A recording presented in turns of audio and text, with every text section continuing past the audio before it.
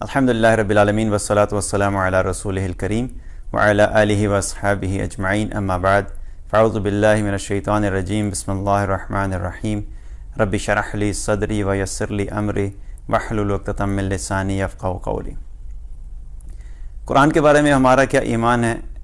ذالک الکتاب لا ریب فیہ، اس کتاب میں کسی قسم کی کوئی شک کی گنجائش نہیں ہے۔ ہمارا ایمان کیا ہے کہ اللہ تعالیٰ نے قرآن میں جو کچھ بھی فرمایا ہر چیز برحق ہے، اس کی ہر آیت، اس کا ہر حرف، اس کا ہر لفظ وہ برحق ہے۔ اور اللہ تعالیٰ نے قرآن میں جہاں جہاں پر بھی جس چیز کا وعدہ کیا ہے وہ بھی برحق ہے، جس عمل کے کرنے پہ جس انعام کا وعدہ ہے وہ بھی برحق ہے۔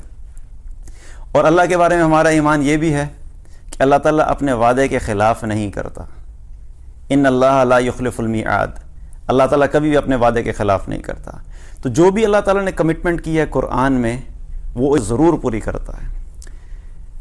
اب اللہ تعالیٰ نے قرآن میں بہت ساری جگہوں پہ ہمارے مسائل کا حل دیا ہے۔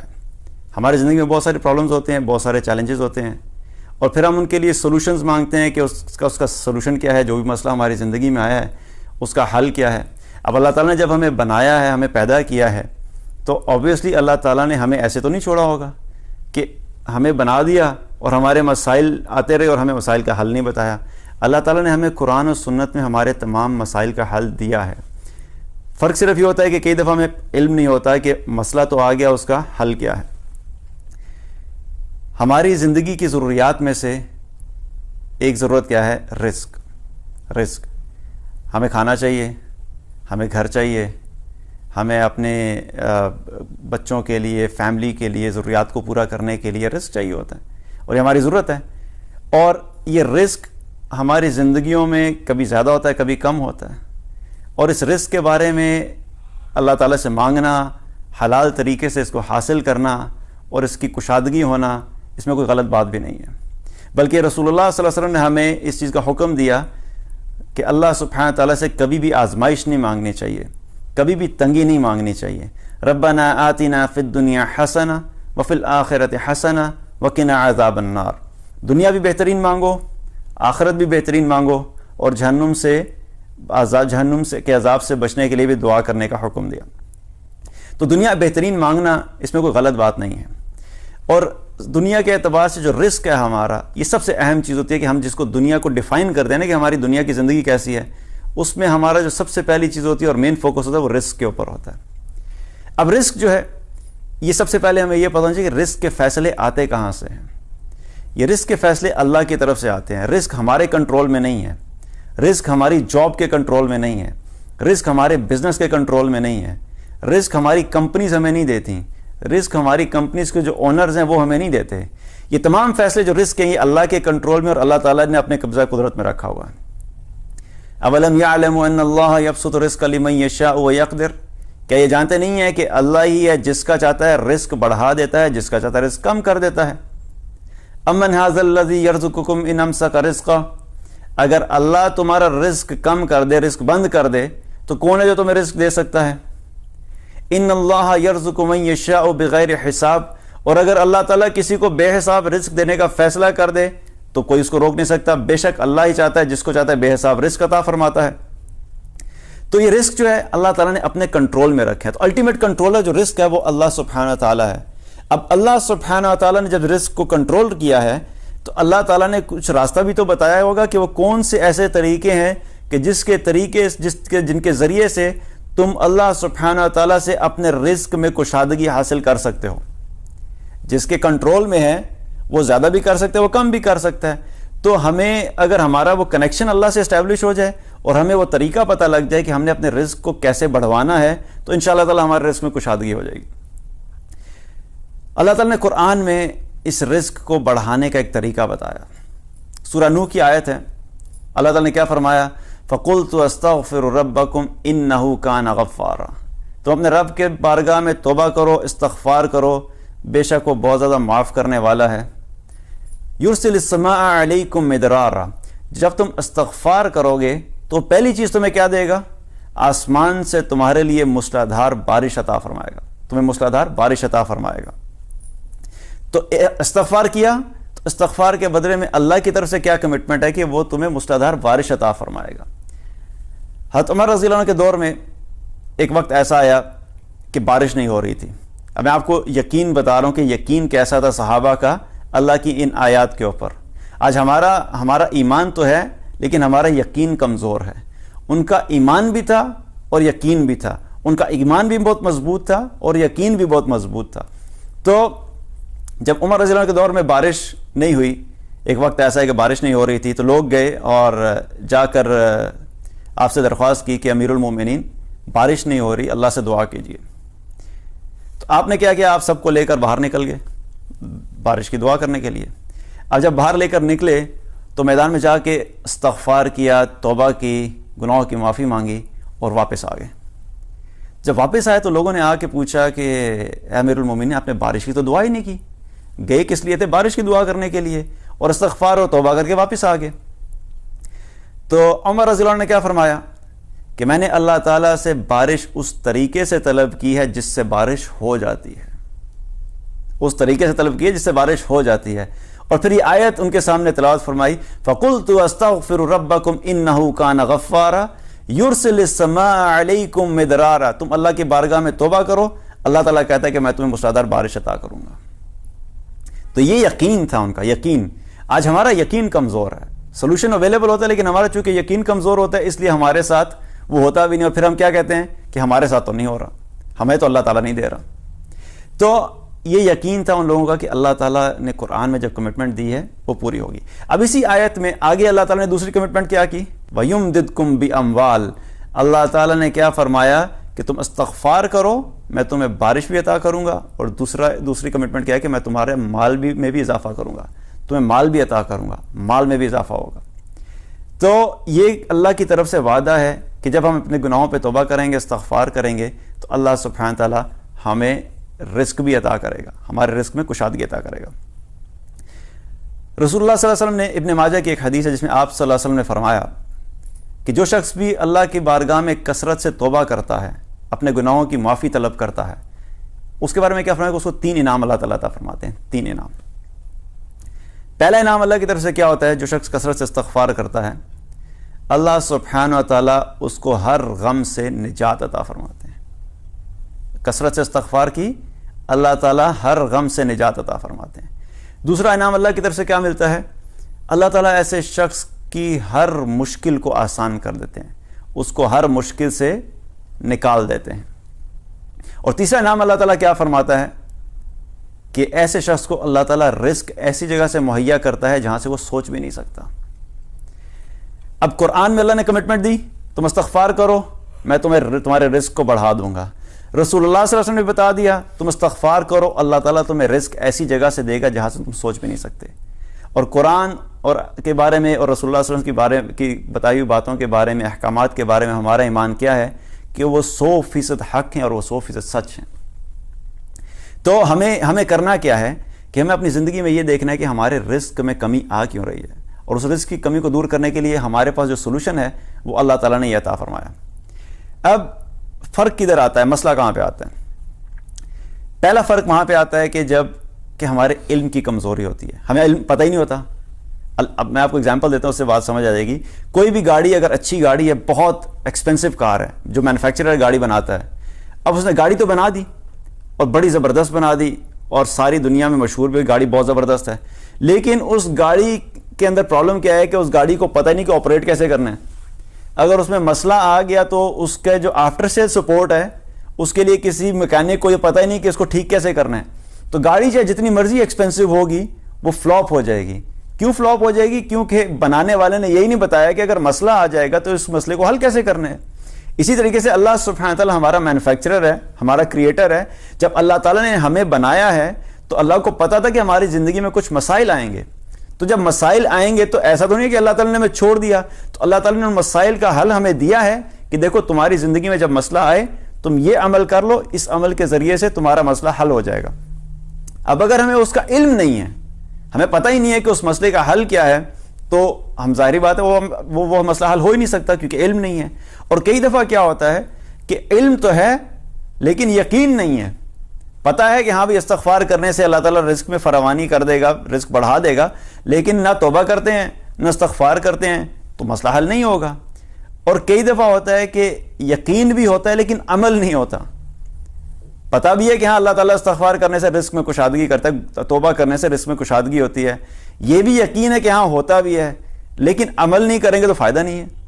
تو یہ تینوں چیزیں ضروری ہیں، اس کا علم ہونا، یقین ہونا اور پھر عمل بھی ہونا۔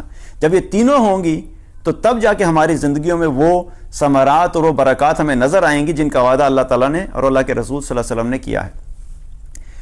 تو اس لیے سب سے پہلے کیا چیز ہے، ہمیں اپنے یقین کو درست کرنا ہے۔ ہمارا یقین جتنا ہمارا یقین ہے نا کہ جب سر میں درد ہوتا ہے تو میں پیناڈول لوں گا تو میرے سر کا درد ٹھیک ہو جائے گا، یہ یقین ہے کہ پیناڈول سے سر کا درد ٹھیک ہو رہا ہے۔ جب مجھے بھوک لگے گی، میں کھانا کھاؤں گا تو میری بھوک ختم ہو جائے گی، یہ یقین ہے کہ کھانا میری بھوک کو ختم کر رہا ہے۔ جب مجھے پیاس لگے گی، میں پانی پیوں گا تو میری پیاس ختم ہو جائے گی، پیاس بجھ جائے گی، تو ہمیں یہ یقین ہوتا ہے کہ پانی کے ذریعے سے ہماری پیاس بجھے گی۔ جتنا ہمیں یقین ہے کہ ہم اس دنیا میں رہ جائیں گے، باقی سارے مر جائیں گے، کیونکہ ہمارا ایمان تو ہے کہ ہم دنیا سے جائیں گے، لیکن ہمارا یقین نہیں ہے۔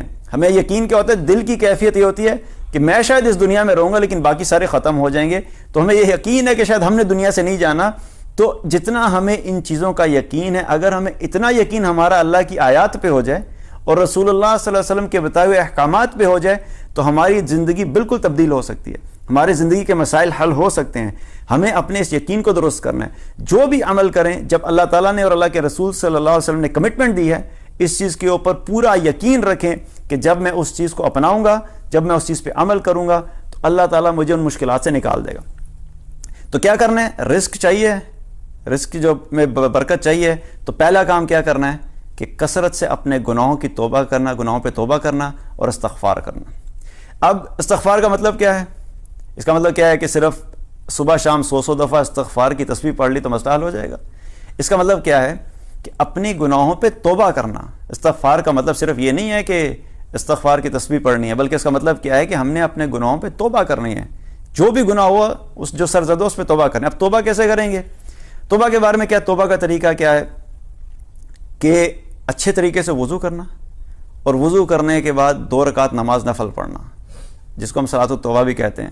2 رکعت نماز نفل پڑھنا اور اپنے گناہوں کے اوپر ندامت ہونا، رونا، اللہ کی بارگاہ میں گڑ گڑانا، اللہ سے معافی طلب کرنا۔ جو شخص بھی یہ کرتا ہے اللہ سبحانہ اور اس کے گناہوں کو معاف کر دیتا ہے، اور اللہ تعالیٰ کا کمٹمنٹ ہے۔ اللہ تعالیٰ نے قرآن میں کیا فرمایا؟ قُلْ يَا عِبَادِيَ الَّذِينَ أَسْرَفُوا عَلَىٰ أَنفُسِهِمْ لَا تَقْنَطُوا مِن رَحْمَةِ اللَّهِ إِنَّ اللَّهَ يَغْفِرُ الذُّنُوبَ جَمِيعًا إِنَّهُ هُوَ الْغَفُورُ الرَّحِيمُ، کہ اپنے بندوں سے کہا کہ اے میرے بندو تم اللہ کی رحمت سے مایوس مت ہونا، بے شک اللہ تعالیٰ تمام گناہوں کو معاف کر دے گا اور بڑا غفور رحیم ہے۔ تو اللہ نے کمٹمنٹ دی ہے کہ جب تم توبہ کرو گے تو اللہ تعالیٰ تمہارے گناہوں کو ضرور معاف کرے گا، اور اللہ سبحانہ تعالیٰ نہ صرف معاف کرے گا بلکہ ایک جگہ پہ قرآن میں اللہ تعالیٰ نے کیا کمٹمنٹ دی کہ جب تم توبہ کرو گے إِلَّا مَن تَابَ وَآمَنَ وَعَمِلَ عَمَلًا صَالِحًا فَأُولَٰئِكَ يُبَدِّلُ اللَّهُ سَيِّئَاتِهِمْ حَسَنَةً۔ اللہ سبحانہ تعالیٰ یہاں پر یہ کمٹمنٹ نہیں دے رہا کہ میں صرف گناہ معاف کر دوں گا، بلکہ اللہ کی طرف سے وعدہ ہے، کمٹمنٹ ہے کہ جب تم اللہ کی بارگاہ میں توبہ کرو گے، جو شخص بھی توبہ کرے گا، ایمان لے آئے گا، نیک اعمال کرنا شروع کر دے گا، اللہ تعالیٰ فرماتا ہے کہ میں اس کے گناہوں کو نیکیوں سے تبدیل کر دوں گا۔ تو اللہ تعالیٰ گناہوں کو نیکیوں سے تبدیل بھی کر دے گا۔ تو استغفار کا مطلب کیا ہے کہ ہم نے اپنے گناہوں پہ توبہ کرنی ہے۔ جب ہم توبہ کثرت سے کریں گے تو اللہ تعالیٰ اس کے ذریعے سے ہمارے رزق میں برکت عطا فرمائے گا۔ اب توبہ کرنے کے لیے شرط کیا ہے؟ توبہ صرف ایسی نہیں ہے کہ بس دل میں یقین ہے کہ نہیں گناہ تو میں کرتا رہوں گا لیکن ساتھ ساتھ توبہ، 2 رکعت نفل توبہ کے بھی چل رہے ہیں اور گناہ بھی ساتھ ساتھ چلے جا رہے ہیں اور جی میں توبہ تو کر رہا ہوں، یہ توبہ نہیں ہے۔ توبہ کے بارے میں کچھ شرائط ہے جو علماء نے بیان کی، اہل علم نے۔ پہلی شرط کیا ہے کہ انسان اس گناہ کو فوراً چھوڑ دے، فوراً چھوڑ دے۔ مثال کے طور پہ کوئی شخص میوزک سنتا ہے، میوزک کیا اللہ کی نافرمانی ہے، اللہ تعالیٰ نے بھی منع فرمایا، اللہ کے رسول صلی اللہ علیہ وسلم نے منع فرمایا۔ اب ایک طرف وہ کہتے ہیں میں میوزک بھی سنتا رہوں گا لیکن ہر روز 2 رکعت نفل صلاۃ التوبہ بھی پڑھتا رہوں گا، تو یہ توبہ نہیں ہے۔ توبہ کی پہلی شرط کیا ہے کہ اس گناہ کو چھوڑنا ہے، جس گناہ سے بھی آپ توبہ کرنا چاہ رہے ہیں اس گناہ کو چھوڑنا ہوگا، پہلی شرط۔ دوسری شرط کیا ہے کہ ندامت ہو، کیونکہ توبہ کا کیا مطلب ہے کہ گناہ جو ہے وہ اللہ کی نافرمانی ہے، تو جب تک ہمارے دلوں میں یہ ندامت نہیں ہوگی کہ میں نے اللہ کی نافرمانی کی ہے تو اس کا کوئی فائدہ نہیں ہے۔ صرف آپ 2 رکعت پڑھ لیں گے لیکن آپ کو یہ ندامت نہیں ہے کہ میں نے اللہ کی نافرمانی کی ہے، تو اپنے دل میں شدید ندامت ہونی چاہیے کہ مجھ سے اللہ کی نافرمانی ہوگی اور میں اس سے توبہ کرتا ہوں، تو تب جا کے آپ کی توبہ ٹھیک ہوگی۔ تو تیسری شرط کیا فرمائی اہل علم نے؟ کہ آئندہ کبھی نہ کرنے کا پکا ارادہ، کبھی نہ کرنے کا پکا ارادہ۔ ادھر 2 رکعت نماز نفل پڑھ رہے ہیں اور ذہن میں پلان کر رہے ہیں کہ نیکسٹ ٹائم میں نے کب کرنا ہے۔ کانسرٹ پہ جانے کی عادت پڑ گئی تھی، کانسرٹ تو چھوڑ، ابھی کانسرٹ سے ہو کے آیا کوئی شخص اور اس کو احساس ہو گیا کہ مجھ سے غلطی ہو گئی ہے، اس نے توبہ کر لی، لیکن ساتھ ہی اٹھنے کے بعد چیک کر رہا ہے کہ اگلا کانسرٹ کا شیڈیول کب آ رہا ہے، نیکسٹ کانسرٹ کب ہونا ہے۔ تو یہ کوئی توبہ نہیں ہے۔ آئندہ کبھی نہ کرنے کی پکا ارادہ ہونا چاہیے کہ میں آئندہ زندگی میں اس چیز کو کبھی نہیں کروں گا۔ تو یہ 3 شرائط بیان فرمائی۔ پہلی شرط کیا ہے کہ گناہ کو فوراً چھوڑ دینا، دوسری شرط کیا ہے سخت ندامت ہونا، اور تیسری شرط کیا ہے کہ اس کو آئندہ کبھی نہ کرنے کا پکا ارادہ کرنا۔ جب یہ 3 شرائط پوری ہوں گی اور ان کے ساتھ آپ 2 رکعت نماز نفل پڑھیں گے، اللہ کی بارگاہ میں توبہ کریں گے، اللہ تعالیٰ ہر گناہ کو معاف کر دے گا، بڑے سے بڑے گناہ کو بھی اللہ تعالیٰ معاف فرما دے گا۔ تو اب یہ ہے کہ سلوشن تو ہمارے پاس موجود ہے، لیکن اگر یہ فائدہ اس وقت ہی ہوگا جب ہم اس کو اپنی زندگی میں امپلیمنٹ کریں گے۔ اگر ہم اس کے اوپر عمل نہیں کریں گے تو یہ صرف باتیں رہ جائیں گی اور اس کا ہمیں فائدہ اپنی زندگی میں نہیں ہوگا۔ اس کی ایگزامپل ایسے ہی ہے، کوئی شخص آ کے، کیونکہ مجھے اکثر میسیجز آتے ہیں، لوگ کہتے ہیں جی رزق کا مسئلہ ہے، ہمارے لیے دعا کریں اللہ تعالیٰ ہمارے رزق میں برکت دے دے۔ بہت سے لوگوں کا مسئلہ ہے، اور آج کل تو بہت زیادہ کامن ہو گیا، ہر انسان کو سب سے زیادہ فکر جو ہے نا وہ کس چیز کی، اپنے رزق کی ہے۔ جب بھی ڈسکشنز ہوتی ہیں کسی سے، تو جب لوگ اپنے مسائل کا ذکر کرتے ہیں تو اس میں سب سے مین مسئلہ کیا ہوتا ہے؟ بس میرے لیے دعا کریں اللہ تعالیٰ میرے رزق میں برکت دے دے، دعا کریں اللہ تعالیٰ ہمارے رزق میں کشادگی دے دے۔ تو یہ بہت بڑا مسئلہ بن کے لوگوں کا۔ اب اس کا سلوشن اللہ نے دیا ہوا ہے، تم توبہ کرو، استغفار کرو، اللہ کے رسول صلی اللہ علیہ وسلم نے بتایا۔ اب اگر ہم نہیں کریں گے تو تب تک ہماری زندگی میں مسئلے حل نہیں ہوں گے۔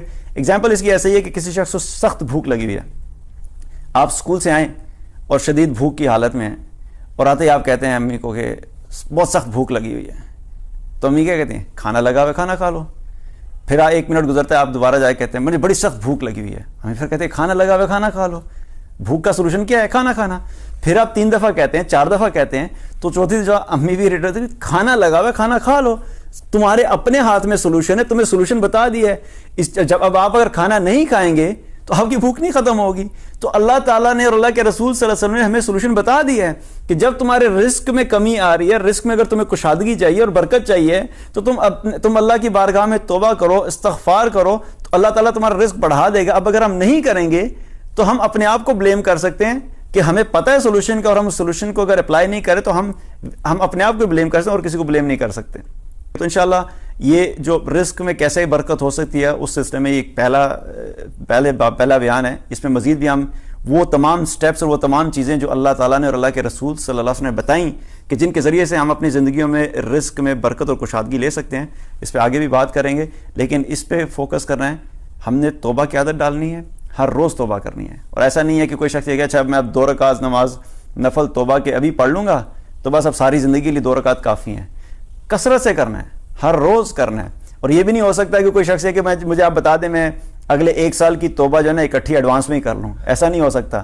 کبھی کھانا بھی ہم 1 سال کا ایڈوانس میں نہیں کھا سکتے، رائٹ؟ پورے سال کا کھانا جو ہم ایک دن کر کے ہی کھاتے ہیں، اسی طریقے سے توبہ بھی جو ہے ہم نے ہر روز کرنی ہے۔ اللہ کی بارگاہ میں جتنی زیادہ توبہ کریں گے اتنے زیادہ ہی انشاءاللہ تعالیٰ اس کا فائدہ ہماری زندگی میں آئے گا۔ اللہ سبحانہ وتعالیٰ ہم سب کو عمل کی توفیق عطا فرمائے۔